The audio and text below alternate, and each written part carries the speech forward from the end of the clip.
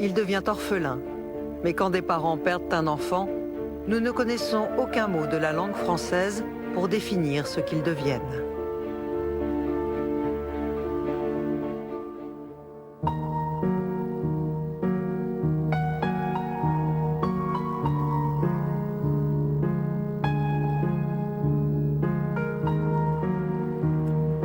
Marie-Rose a 52 ans. Il y a 7 ans, sa vie s'est arrêtée lorsqu'elle a perdu sa fille Mélodie. Elle venait de passer le bac, elle avait 18 ans. Ce soir de juin, elle décide de fêter la fin de ses épreuves avec ses amis. C'est un ami proche qui conduit la voiture. Mais la soirée ne va pas se terminer comme il l'avait prévu. On l'a regardé s'éloigner avec sa démarche un petit peu dansante, là, comme d'habitude. Et on ne savait pas que c'était la dernière fois qu'on la voyait en vie. Michel, le papa de Mélodie, a toujours en tête le film de cette soirée. Il refait le même chemin en voiture qui a mené à l'accident.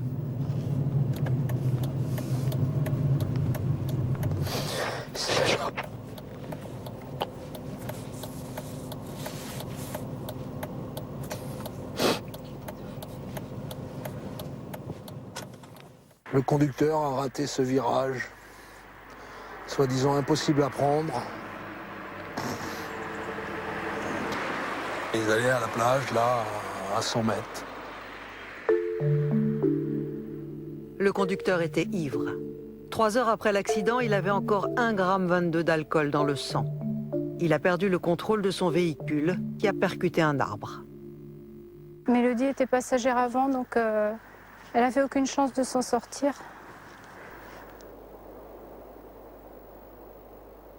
Dans la voiture, ils étaient 4 passagers. Un jeune homme a perdu la vie, comme Mélodie. Une autre jeune fille a été blessée. Et le conducteur, lui, s'en est sorti indemne. Quand j'ai entendu la sonnette, je me suis précipitée et forcément, quand j'ai vu le maire à la porte, j'ai compris tout de suite. Hein. Il a juste dit quelques mots et puis voilà. En fait, à cette seconde-là, je suis morte avec ma fille. La personne que j'étais auparavant est morte instantanément. 15 jours après l'accident, Marie-Rose se replonge dans le travail. Elle est préparatrice en pharmacie, mais la douleur est trop présente. C'était difficile. Je pleurais souvent derrière mon ordinateur ou bien j'allais pleurer dans le préparatoire. Au bout de 4 ans, Marie-Rose est licenciée pour inaptitude à exercer ses fonctions. Elle vit ce que les psychologues appellent un deuil compliqué. Michel, lui aussi, va devoir arrêter de travailler. Il était gendarme. Sur le terrain, pour moi, c'était plus possible. Un accident avec un mec qui aurait tué un gamin avec de l'alcool, il aurait eu du mal à se relever.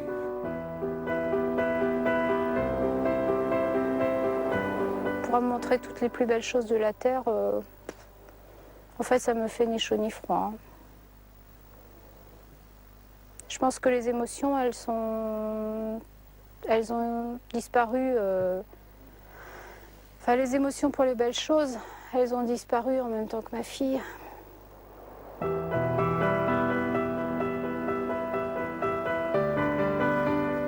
Le couple n'a plus goût à rien.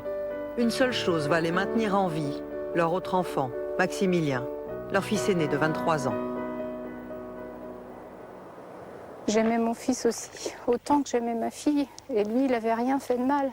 Donc voilà, je n'avais pas le droit de l'abandonner non plus. Je pense que notre fils,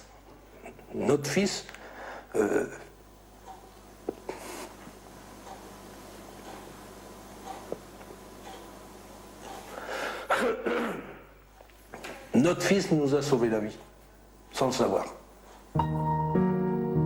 Mais à cette époque, leur fils vient de partir de la maison pour son premier emploi. Marie-Rose et Michel vivent désormais tous les deux, seuls dans leur maison. Mais Mélodie fait toujours partie de leur quotidien. Tous les matins dans la maison, je fais dire bonjour à Mélodie. J'ouvre ses volets, je la réveille, je la réveille, comme je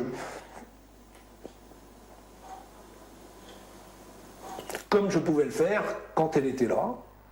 Même la voiture qui était destinée à Mélodie n'a pas bougé depuis l'accident. Toutes ces affaires sont restées dans l'état où elles étaient le jour où elle est partie. Et bon, moi, j'entre rarement dans sa chambre parce que c'est douloureux. Tous les jours, Marie-Rose se rend sur la tombe de sa fille. Un rituel devenu essentiel dans sa vie. En général, j'y passe 5-10 minutes, mais ça peut arriver, je peux y rester 1 heure, 1 heure et demie. Ça me manque de ne pas venir. La première fois où je suis partie, j'ai eu l'impression d'abandonner Mélodie. Alors que je pense qu'elle n'est pas là. Enfin, elle n'est pas là, c'est sûr même.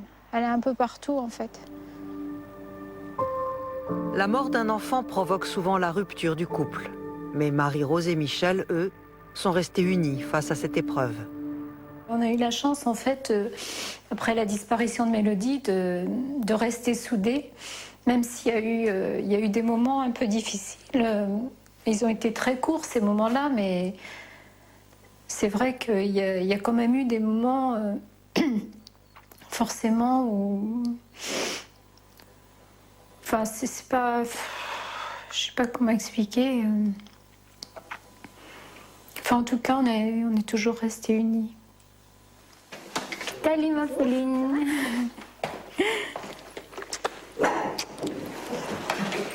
Joyeux Noël en retard. Ah, encore, c'est pas vrai. Ah, t'es mignon. Souvent, Marie-Rose et Michel reçoivent la visite de Pauline. C'est joli comme tout. Cette jeune fille de 25 ans était une amie proche de Mélodie. Après l'accident, c'est elle qui a eu envie de venir frapper à la porte de Marie-Rose. Enfin, si elle les laisse détacher, ça tombe tout seul. En fait. D'accord. Au début, ce qui était important, c'était de pouvoir parler de Mélodie et puis de pouvoir... je pense que moi aussi, ça m'a aidé à faire le deuil après. Ouais. C'est aussi une façon de... je dirais pas de faire plaisir à Mélo, mais de... Oui, de lui être reconnaissante aussi de... J'ai partagé des choses avec elle et puis je pense qu'elle aurait aimé aussi qu'on soit là pour ses parents. Donc, Alors, c'était comment l'ambiance? c'est clair que forcément, tu étais vite repérée. Oui. Et quand je suis arrivée, oh là là, tous les enfants qui accourent et qui te caressent. Ah oui, d'accord. Oui. Ouais. En écoutant les histoires de Pauline, c'est un peu comme si Marie-Rose et Michel pouvaient entendre leur fille. Il n'y a plus de jeunesse qui vient à la maison. Donc Pauline, elle fait le lien en fait entre Mélodie et puis entre la vie d'avant, entre toute cette explosion de jeunesse, de rire, de bonheur, de joie et nous quoi aujourd'hui. Pauline reste l'une des rares personnes à venir leur rendre visite. Dans les premières semaines, quand même, tous les jours, on avait de la famille, des amis qui passaient à la maison. Parce que je pense qu'ils avaient peur pour nous. Ils avaient peur, logiquement, qu'on fasse une bêtise ou je sais pas. Enfin bon, ils nous ont beaucoup entourés, mais... je dirais quand même que ça n'a pas duré très longtemps finalement. Après, chacun retourne à sa vie et puis on s'est retrouvés vite tout seul finalement. Le reste de la famille reprenant le cours de sa vie, Marie-Rose ne savait plus vers qui se tourner. Ce sont des blogs qui lui ont procuré du réconfort. Elle a découvert d'autres mamans qui vivaient le même drame qu'elle. Très vite, elles ont voulu se rencontrer malgré les grandes distances qui les séparaient. Isabelle est de la région, mais Cathy a fait le voyage depuis Béziers pour retrouver Marie-Rose. Isabelle a perdu sa fille de 16 ans et Cathy son fils de 23 ans, tous deux dans un accident de la route. Ce qui m'a attirée en fait vers le blog de Cynthia, la première fois, il y a vraiment quelque chose qui m'a marquée, c'est la scène, il y a une petite vidéo, quelqu'un la pousse en fait, elle tout habillée dans la piscine, en jean, et alors Elle se marre, elle rit, et elle sort de la piscine. Et cette scène-là, en fait, je l'avais vécue avec Mélodie, mais la même. On est très différentes, en fait, à la base. On est d'origines différentes, de régions différentes. On a eu sûrement une éducation différente. Mais il y a une chose commune, c'est l'amour de nos enfants. L'amour de nos enfants qui sont plus là, mais qui pour nous sont encore là, en fait. Tous les matins, je branche mon ordi, c'est pour voir si j'ai eu des visites. Si quelqu'un a mis un commentaire. Parce que je me dis, c'est une façon. Ça me fait mal. Des fois, j'ai 3 visites.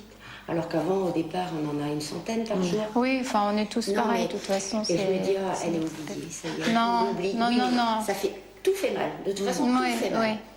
La mort est tabou pour tout un chacun, en fait. Et donc, on ne peut pas même prononcer le prénom de ma fille. C'est, pour certains, on voit bien, les yeux se baissent et puis le regard se tourne. Et donc voilà. Ce qui, bien sûr, avec les autres mamans, c'est pas le cas. Hein. Elles appellent ma fille, elles parlent de Mélodie, alors qu'elles l'ont pas connue. Moi, je parle de leurs enfants de la même façon. On prononce. En fait, le prénom de nos enfants est toujours prononcé. Ça, c'est important, toujours. Moi, je sais que la première fois... Entourée par ses mamans, Marie-Rose a trouvé l'écoute et les conseils dont elle avait besoin. On va pas pleurer 24 heures sur 24 quand même. Faut qu'on avance, puis nos enfants, ils aimaient la vie. Donc ils aimeraient peut-être pas nous voir comme ça.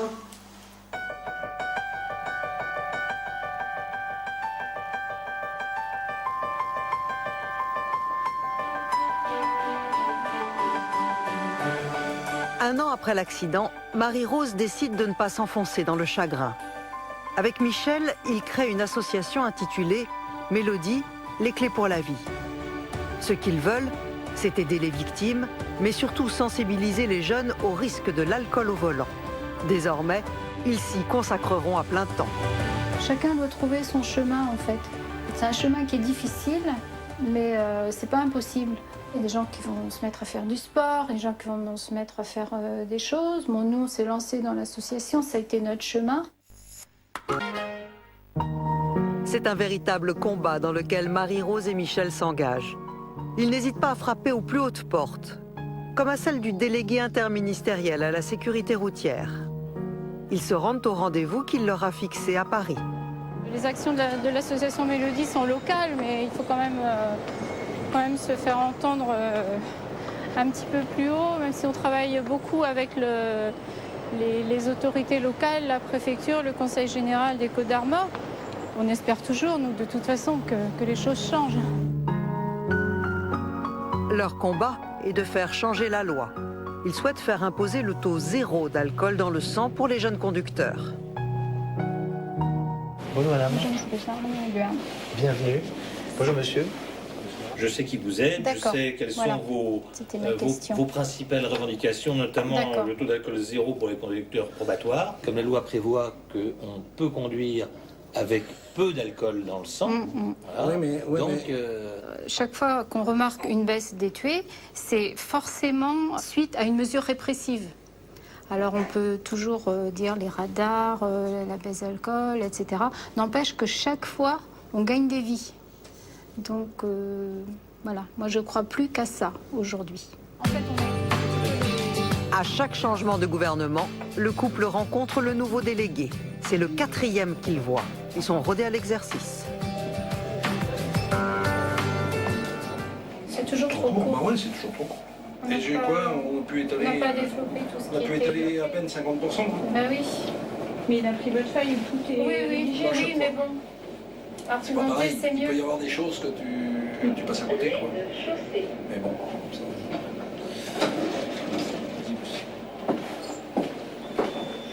Tous les jours, un jeune de moins de 25 ans meurt sur les routes de France dans un accident lié à l'abus d'alcool. Jeune père de famille. Les parents de Mélodie se battent, sans relâche, pour voir ce chiffre baisser. Alors pour eux, le meilleur moyen est de s'adresser directement à ces jeunes. 2 fois par semaine, ils interviennent dans des établissements scolaires. Comme aujourd'hui, ils sont dans un centre de formation d'apprentis de leur département. 250 élèves ont été réunis pour les écouter.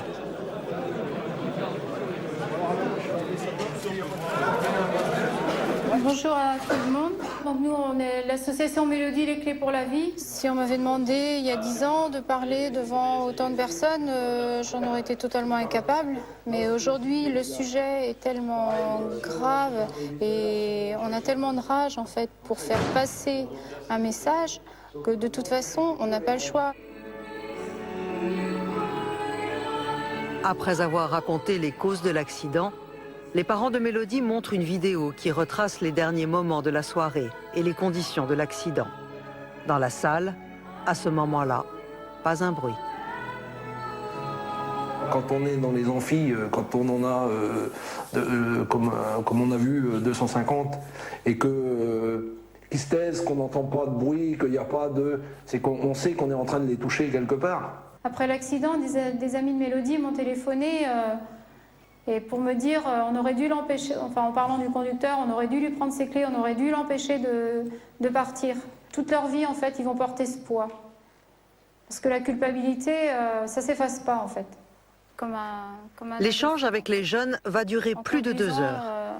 Est-ce qu'il y en a parmi vous qui ont pris le volant alors qu'ils avaient dépassé la limite? Ouais, il y a des gens honnêtes. Vous alcoolisez ou vous alcoolisez, on s'en fout, on n'est pas venu vous dire de ne pas faire la fête. Hein. On est venu vous dire que si vous faites la fête avec de l'alcool, choisissez de ne pas conduire. Après, c'est à nous d'être responsables. C'est d'abord à vous d'être responsable. C'est d'abord à vous d'être responsable de ce que vous faites. À la fin, de nombreuses questions fusent. Elles concernent souvent le responsable de l'accident. Il a été condamné à de la prison ferme, bien sûr, et une annulation de permis. Vous avez toujours de la haine? De la haine. C'est encore bien pire que de la haine, en fait. C'est-à-dire que je voudrais qu'il souffre autant que moi, tous les jours. Il n'est pas clair, hein. On va pas dire ça, hein, quand même. Celui qui prend ce bracelet et qui ne le porte, c'est qu'il s'est engagé à conduire sa voiture sans avoir consommé de boissons alcoolisées. Depuis le temps qu'on le fait, s'il y en a un seul qui n'est pas mort dans un accident de la route grâce à ce qu'on a fait, j'aurais pas complètement, ma vie ne sera pas complètement pourrie, quoi. À la semaine prochaine. La douleur, elle ne peut pas s'atténuer, c'est pas possible. On vit avec tout le temps, mais on s'habitue à la douleur en fait. On s'habitue à la souffrance. On sait qu'on ne peut pas faire autrement de toute façon, on n'a pas le choix. Donc, qu'est-ce qu'on fait? On reste allongé dans un canapé? On fait quoi? On se drogue, on boit, on prend des médicaments, on fait quoi? Non, ça, c'était pas mon truc. Et non, ça, c'était pas nous. Et même, ne serait-ce que par respect pour Mélodie, on devait rester droit et digne.